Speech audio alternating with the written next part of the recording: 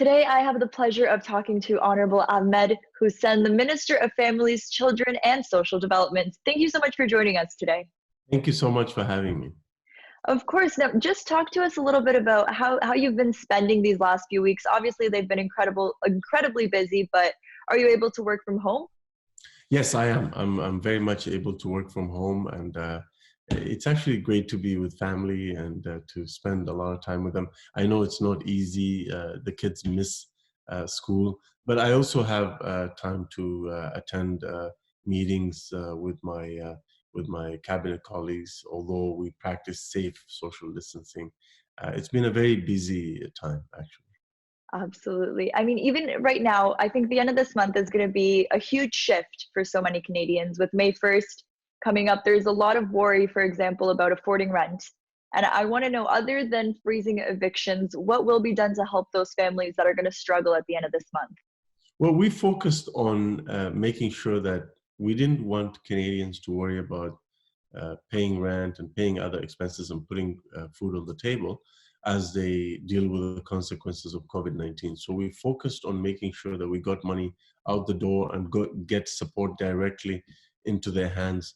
And we did that in the beginning with the Canada Emergency Response Benefit, $2,000 a month for 4 months. And over 8 million Canadians have received support through the Canada Emergency Response Benefit. In addition to that, the Prime Minister Justin Trudeau, just this week announced the new Canada Emergency Student Benefit for the students who are not captured by the Canada Emergency Response Benefit. And lastly, we are offering eligible businesses a wage subsidy, the Canada Emergency Wage Subsidy, that will cover almost up to 75% of the wages of employees. That is meant to keep the employees working, and if the employer has laid off some of their employees, to have an opportunity to rehire them, so that the economy can continue to grow, and that business can continue and workers can continue to earn their paychecks. It's $857 a week in support through that Canada Emergency Canada Emergency Wage Subsidy.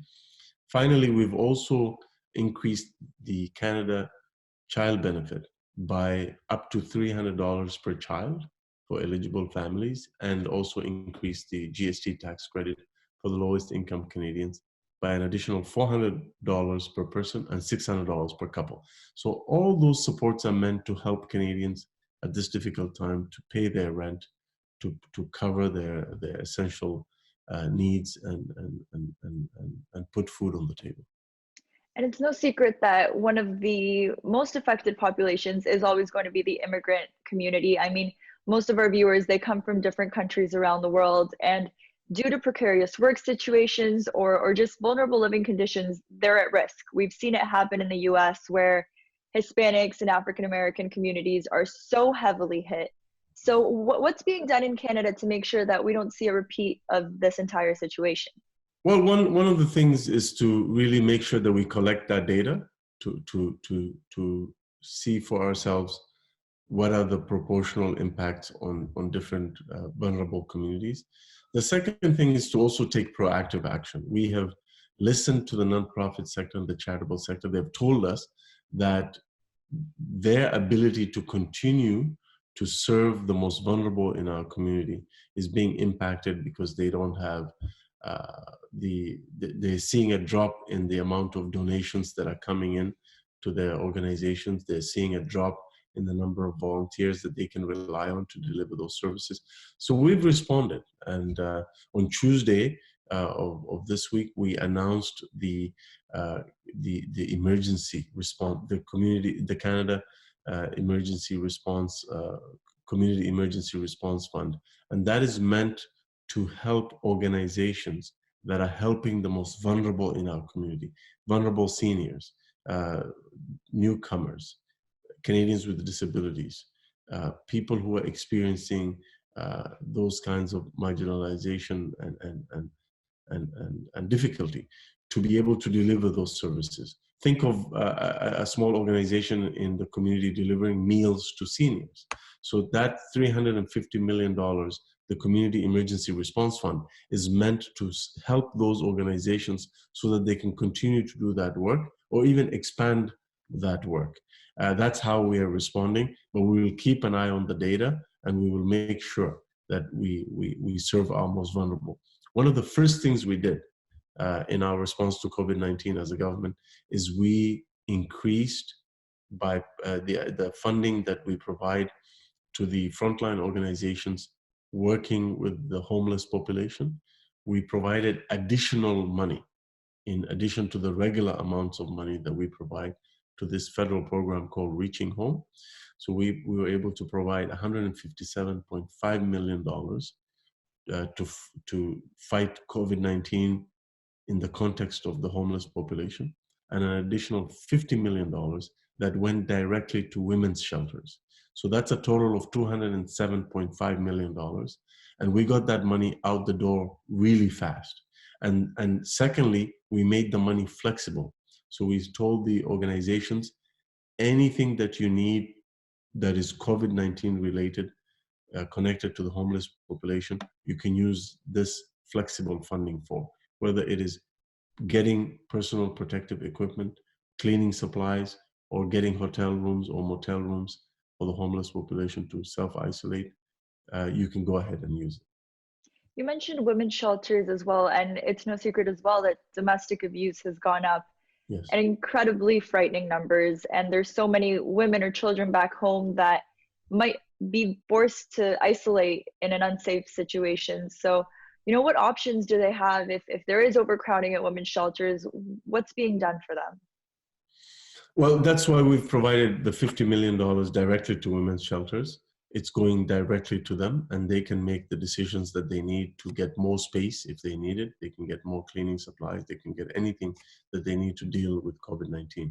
The second thing we're doing is providing that support to the 300 or in the Community Emergency Response Fund. The $350 million is also going to organizations who are providing counseling, who are providing interventions to the most vulnerable, including women fleeing domestic violence. They will be some of the groups that will be getting that assistance so that they can provide that support to mainly women who are fleeing domestic violence. And there's so many, benefits that you've talked about, so many contributions and funds being allocated to Canadians.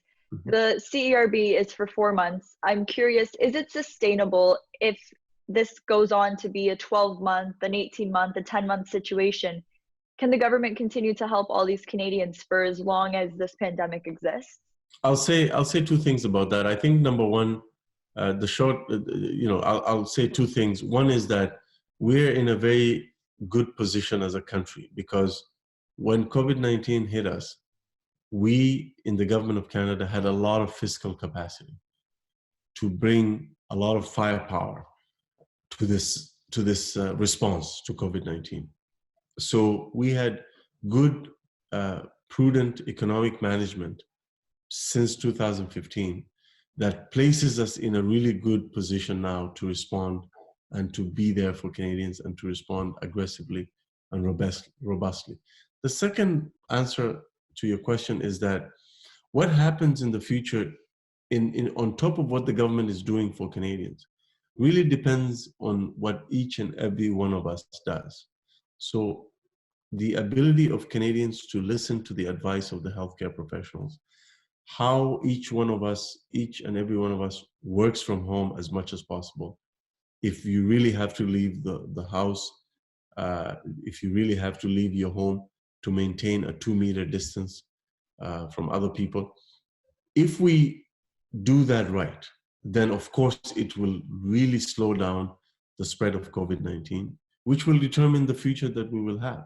So really, that really comes down to us, which is why each and every one of us has a role in combating COVID-19. And I think it's so important to highlight that for everyone at home as well. This is the moment to act now. The weather is starting to get nice. Everyone wants to go outside and see their friends and their families. So Minister Hussen, before we let you go, do you have a message for all of those viewers at home during these uncertain times? I want to thank everyone for doing their part to keep each other safe. I also want to thank all the volunteers who are helping their neighbors, who are helping the most vulnerable in our communities. You're doing an amazing job, and you know, we rely on you to to make sure that uh, those our fellow Canadians are served. And thank you for your service. I know that a lot of folks are doing work night and day to help their neighbors, to help their community members. And let's keep doing what we're doing. We collectively as Canadians, we're doing a really good job at minimizing and containing this virus. We just have to continue that discipline. I know that it's hard with the nicer weather coming, but we have to maintain this. This is how we can keep each other safe. This is the responsibility that we have on each other, and we are doing a good job, but we have to continue doing it. Absolutely. Thank you so much once again, Minister, for joining us today. Thank you for having me. I appreciate it.